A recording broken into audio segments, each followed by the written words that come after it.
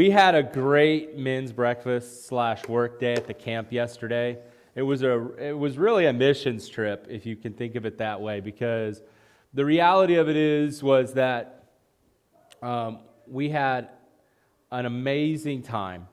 So we got there about 9 o'clock yesterday morning, had some cinnamon rolls, 8:30, 9 o'clock by the time everybody got there, and had some cinnamon rolls, some coffee, and then got right to work. And we dropped a total of 12 trees, fairly good sized ones too. I think the smallest one we did was like 12 inches. So fairly good sized trees. Largest we did was like 4 feet. It keeps getting bigger every time I tell the story. No, but no, we did that. Got them all bucked up. I think for the most part, except for maybe one, and so they're going to be cleaning that up this week and getting that done. And we did, I think, over a quart of firewood. It's kind of debatable whether it was a quart and a quarter or a quart and a half. I don't know. I didn't really get a chance to look at it, but a lot of firewood for them. And then we also, some of Roger, John, and William went and set up 2 rooms for them because they had been remodeling the rooms. So set them up so people could stay there this summer. And then also started tearing out some sheetrock and some other things. So they worked their tails off yesterday. That was pretty cool to watch. And so we just had a great time. They fed us breakfast and lunch, and it was a blast. We really enjoyed working together. Now here's the why. You know, we do these things because we'll go work at the camp because it's the Assemblies of God camp, right? No, that's not why we do it. We go there because we're creating opportunities for ministry. You know, it's not just firewood. What is it? It's an opportunity for kids who are going to sit around a campfire and they're going to talk about the service, and they're going to talk about life, and they're going to talk about those opportunities to serve Christ. And that's really what that was about yesterday. It's remodeling the dorm rooms so that they're functional and they work well, and making sure that it's a good environment for conversations to happen, see? And that's really what we're all about, you know, making sure that, you know, as they're walking to and from chapel, they don't get their shoes wet because there's puddles. You know, that's why we were taking the trees out to replace drainage ditches and stuff like that. You know, that's why we also work on our building, you know, too. It's not just because we need something replaced, you know, or not just because we're being good stewards. We're doing it so we can create opportunities in the future. Amen? And so that's why we do these kinds of things. You know, I love it. You know, it's no secret. I love tree work, and it's one of the things that kind of fell in love by accident, so to speak. But I love it when my ministry and my work that I did combine. And that was one of those things where we had different talents and skills yesterday that were being put on display for the Lord. It doesn't matter what your skill is or what your job is. God can use those skills for His glory. Amen? So that was our day yesterday. We had a blast. We have some sore backs. Yes, Roger, what's up? Anybody that hasn't been up there for years, you want to go up there. Yeah. It's been about probably 15 years since I've been there. Yeah. And Scott took me around, and I go, wow, the auditorium has completely changed. Yeah, they've dropped, I think, something like, well, they said in the last 2 years, over 10,000 man hours, and something like $500,000, $750,000 to update the camp, and it was sorely needed. I mean, if you knew what it was before and what it is now, it was very sorely needed, and so thank you, Roger, for that. Yeah, it's been really neat to watch that transformation and just to be a part of it, a small part of it. And taking care of those things. So thank you. All right, we're going to be in Acts chapter 8. We're going to start in 8. We'll go through 9 as well. And this morning, we're going to be talking about Paul, who at this point in his life was still named Saul, okay? So you've heard of Paul in the Bible. So many of you probably have. Well, his name was actually Saul before it was Paul. He changed his name because his name Saul, we'll find out here in a minute, was related to some deeds that were not so great. So let's start out by reading. We're going to be in Acts chapter 8, and we're going to go verses 1 through 3. And it says this. And Saul approved of his execution. And there arose on that day a great persecution against the church in Jerusalem. And they were all scattered throughout the regions of Judea and Samaria, except the apostles. Devout men buried Stephen and made great lamentations over him. But Saul was ravaging the church and entering the house after house, and he dragged men and women and committed them to prison. Wow. So your job is to go into people's houses and drag them to prison. Okay. Saul was a rough guy. Now, you got to understand, Saul didn't do this because he wanted to be mean, right? He was doing this because he thought he was serving God. And I'll tell you, there have been many things in history that people did because they thought they were serving God. In reality, he was fighting God here. He was fighting God's plan. And what we see here in Saul is misplaced zeal. You ever had misplaced zeal in your life? I have. Got excited about something, got started pushing towards, and then to find out, oh, you know what? That didn't work out so well. You know? And that's kind of where Saul starts out in this story. Now we're going to skip over Philip and a few other things to get to so we can kind of wrap Saul's story up. But Saul eventually will eventually change his name to Saul because this was his legacy, the legacy of the name Saul. The name Saul was synonymous with far and wide with persecution of Christians. And as a result, he would eventually change his name. Now, there's a couple of other things I want to point out here. First of all, the great persecution was used by God to send Christians all over the world. Persecution is one of those things that comes every once in a while for Christians. And right now, even across the world, even though we don't have it as much here in the United States, there's persecution happening all over the world. But it's, persecuting the church is like knocking over a beehive. All you're really doing is maybe creating more beehives. You see what I'm saying? And that's what happened here. As the people scattered, and we'll read next week about Philip and how he was out and about in Samaria and various places preaching and pastoring people. But with the death of Stephen came this great persecution. And with this great persecution came growth in the church. Because they were no longer was the church centered in Jerusalem. Now, some people take a negative approach and say, well, the people in the church in Jerusalem should have been leaving Jerusalem right away. Well, maybe that's true. Sorry, allergies have been crazy this week. But what happened was that when persecution came, the godly people scattered. And when they scattered, so did their message. They didn't waste the opportunity. One of the things from our conference that Josh and I went to this week that came out, actually there's a quote from Blue Bloods, which was funny because I watched this episode of Blue Bloods. You know, we've seen the show Blue Bloods on CBS. You ever see that? Okay, it's one of our favorites because I just connect with those folks. But on Blue Bloods, the commissioner, makes a statement. He says, never waste a crisis. One of the things that I've learned about God is He never wastes a crisis. He never wastes anything. And even in this persecution, He didn't cause it, but He wasn't going to waste it either.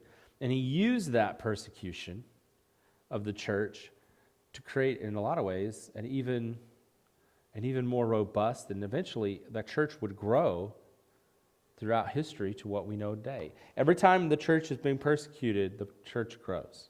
It's a weird thing. So, what we have to understand is Paul was being redeemed out of being an enemy of Christ.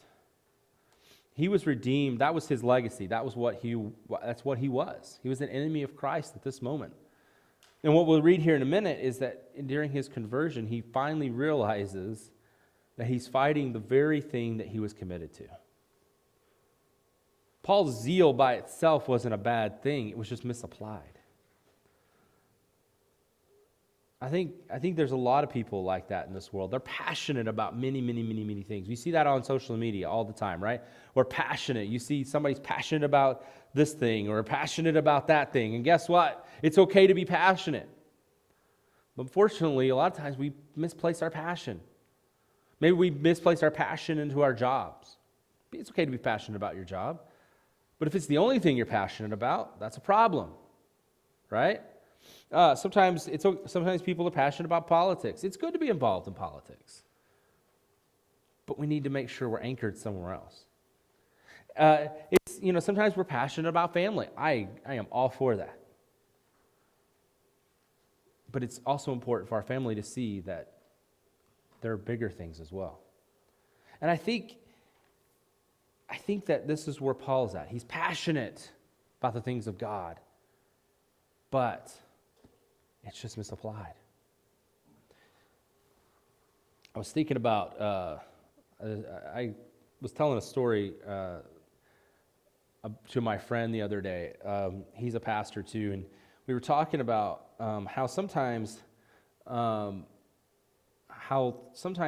people don't always do what you want them to do, right? You ever experienced that? And Christ in the Bible is referred to as our shepherd. And sometimes we buck the shepherd a little bit. You ever bucked the shepherd? That's not a good thing. And it reminded me of this story where we had a cow who wouldn't go where we wanted it to. Some of you have worked cows before. You know what that's like, right? It's not very much fun. And we had this one heifer just would not go where we wanted it to. And it fought us and fought us and fought us. And eventually, we got it to go towards the gate we wanted it to go in. And at the last minute, it turned back and caught its side on the pin, the latch pin. And unfortunately, the cow tore its side open, and we had to put the cow down. And the moral of that story is this: the cow didn't understand we had its best interests at heart. And what's important to understand is that with Paul being redeemed out of being an enemy of Christ, he eventually understood that Christ had his. Christ maybe even admired his passion. Christ saw his purpose when he didn't. That cow didn't understand. We were trying to doctor it. We were trying to save its life. And it lost its life because it fought us. Now, obviously, it's a cow, so it doesn't understand these things. But we can. We need to understand that Christ has our best interests at heart, that Christ is calling us to a purpose and to a future. And he's not just about rules or regulations or any of these things. What is he about? He's about loving us. He's about taking, wanting to be the spiritual bread, to be the life in us. He wants to give us a purpose. All right. Let's read the next passage. We're going to jump to chapter 9, verses 1 through 9. Josh, can I bug you for get me a glass of water?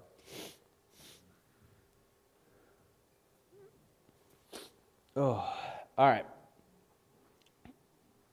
Acts chapter 9 and verses 1 through 9. And it says this: But Saul, still breathing threats and murder against the disciples of the Lord, went out to the high priest and asked him for letters to the synagogue at Damascus, so if he found any belonging to the way, men or women, he might bring them bound to Jerusalem. All right, let's stop there. So first of all, it's important to understand. Thank you, Josh. It's important to understand that a letter from the high priest in Jerusalem was pretty much universally respected amongst Jews. And the reason that Paul had asked for this letter was essentially was like a signed warrant from a judge. That would be the modern equivalent. He gave him carte blanche to go in and disrupt the followers of the way, which there were several groups that went by that name, but the Christians went by this name at that time. They weren't called Christians, they were called followers of the way of Christ. All right? And so it's important for us to understand that the reason he goes to the high priest is essentially he's trying to get a death warrant. He's trying to get a warrant, a universal warrant, a universal search warrant to go into suspected Christians' houses. I mean, this is pretty evil stuff. This is Nazi type stuff. Okay? So when I say that his passion was misapplied, I mean his passion was misapplied. All right? As Americans, we can't even, this is hard for us to imagine, right? I mean, we have injustice in America. I don't think that's a big secret, right? But we have laws and consequences for injustice. Not all injustice. There's still injustice that we're fighting to this day. I know that. But the point is this, is that we need to understand that he was, that's the kind of carte blanche that he was giving, the unmitigated access, the breadth of the attack that he was able to carry out because of this letter. So let's keep reading. Now, as he went on his way, he approached Damascus, and suddenly a light from heaven shone around him. And falling to the ground, he heard a voice saying to him, "Saul, Saul, why are you persecuting me?" And he said, "Who are you, Lord?" So at this point, he doesn't even know who he was talking to. He doesn't realize he's talking to Christ. Okay? And he said, "I am Jesus, whom you are persecuting. But rise and enter the city, and you will be told what to do." And the men who were traveling with him stood speechless, hearing the voice, but seeing no one. And Saul rose from the ground, and although his eyes were open, he saw nothing. And they led him by the hand and brought him into Damascus. And for 3 days he was without sight, and neither ate nor drank.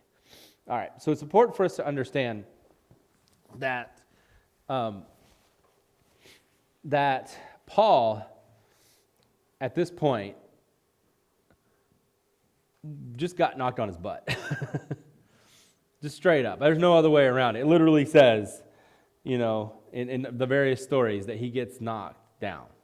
Okay? And it says he's falling to the ground is the exact wordage, the verbiage there. So he gets knocked to the ground. He gets knocked on his butt. And Christ is saying, "What are you doing? I know you're a passionate man. I know who you are. Why are you persecuting me over this?" And what I find so remarkable about it, what I find incredible about this story is Paul responds. He knows, he as you'll see, he begins to do this. Now, there's a couple of things that happen here.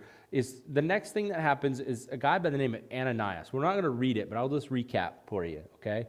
You can go back and read all of chapter 9 if you want to read this whole story, and it's a good story.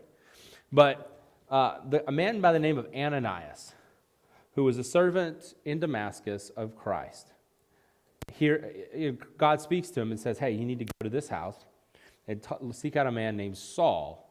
Now, Saul was a universally known name at this point, and he understood that he's sitting there going, "Oh, you want me to go to the guy who's killing us? What?" But he obeys, and Saul receives his sight back. All right? It's really one of the redemption stories in the New Testament. Because in reality, Saul was redeemed out of a hate for Christians, out of a hate for people he couldn't understand. He was brought into understanding by Christ himself. And in an era, can I just say, in an era where we are living in right now with little understanding, with little love for people who don't see things like we do, we need to allow Christ to redeem us out of our own hate. Do we not? We need to allow Christ to redeem us because let's be honest, there are problems. We got problems, right? That's not a secret. I'm not unveiling some revelation. We got problems both in our country and in our world. And people COVID brought that out. If it brought out anything, it brought out the fact that there are differing worldviews about how to deal with a pandemic, about how to deal with in politics and all this other stuff. But can I tell you, God is wanting to redeem us out of hate. He doesn't want us to live there. The worst thing that could have happened to Paul is he was left to hate Christians, left to hate people on what he thought was on behalf of God. That's not what God's called us to. He's called us to love and compassion. He's called us to love our enemies. That doesn't mean we don't stand up for what's right or what we feel is right or we don't have opinions. But at the end of the day, people should know that we are more about love in our lives than anything else.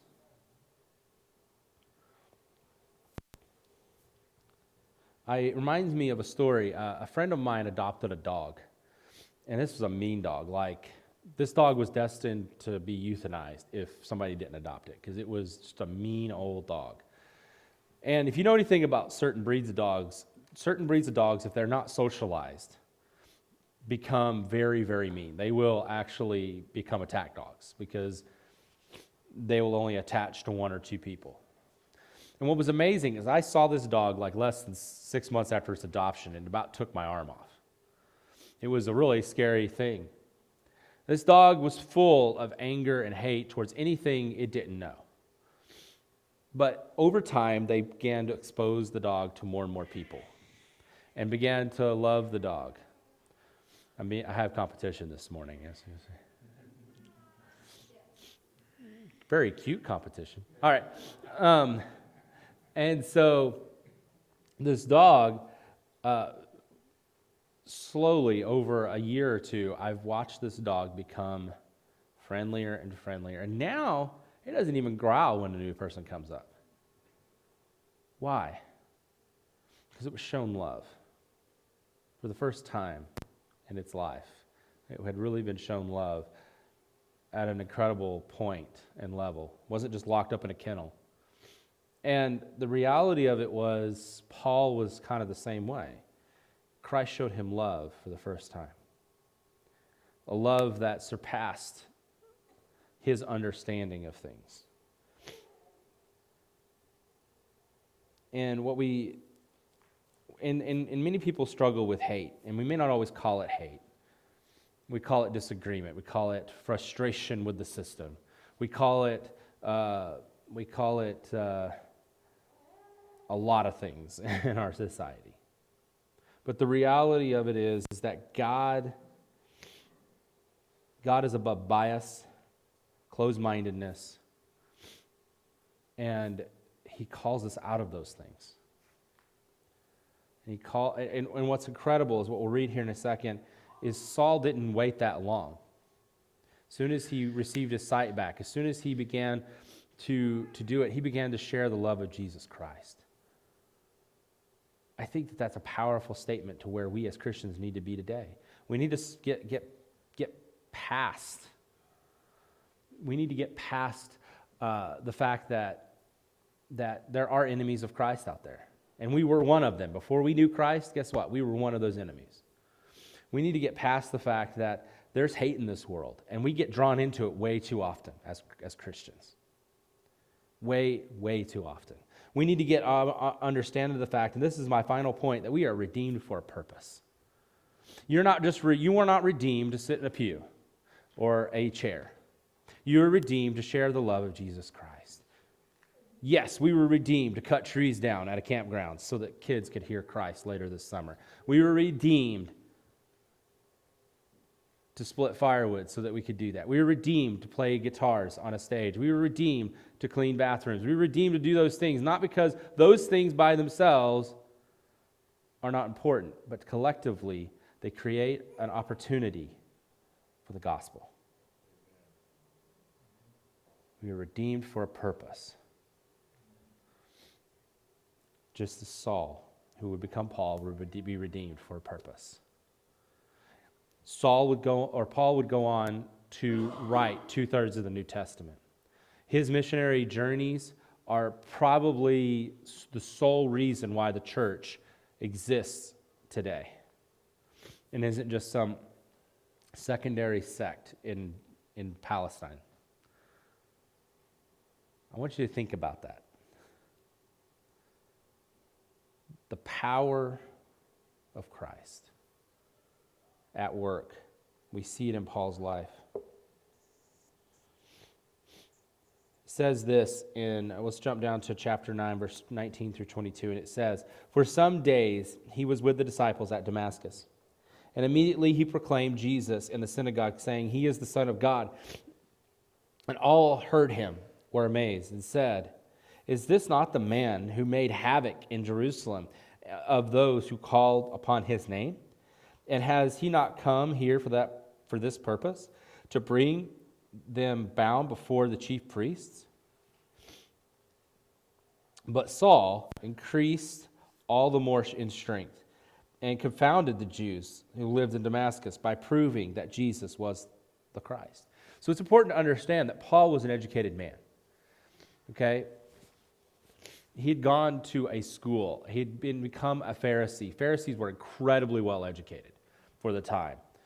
Not just simply for the fact that they could read and write, but they were taught in things like philosophy, things like theology. I mean, they studied and argued. This is where they lived. And so the fact that he got saved and became a realization that he was the Christ, and the Holy Spirit from the very beginning began using him to show and to prove that Christ was who he said he was.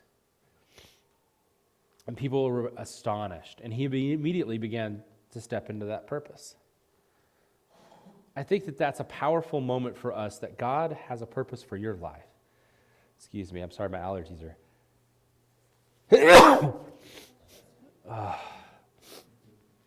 I tell you what, I've been fighting them all week.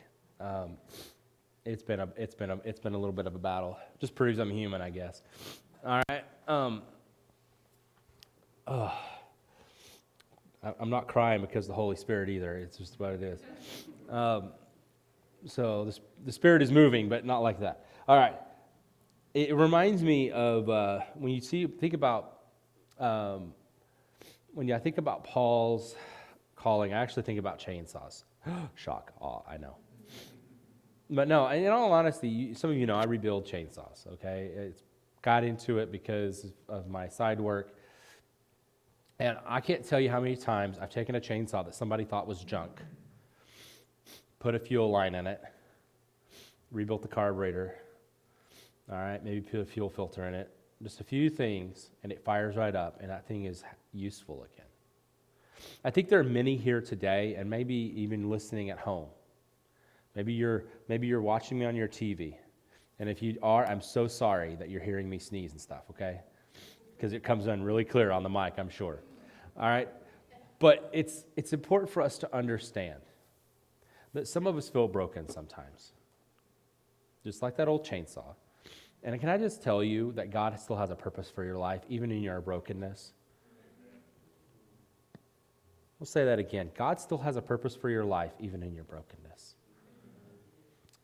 And, you know, I think a lot of people would write Saul off, except for God. And maybe some of you have experienced that, where you have been written off in your life, except for God. God has a purpose for your life this morning. And what I want to just close us out here is this: the reality of the gospel keeps chasing us, keeps after us, and keeps us moving towards Christ's purpose. He does this because he loves us. And I think we should take a moment to just recognize that. Maybe you're here this morning and you're like, man, I feel a lot like Paul sometimes.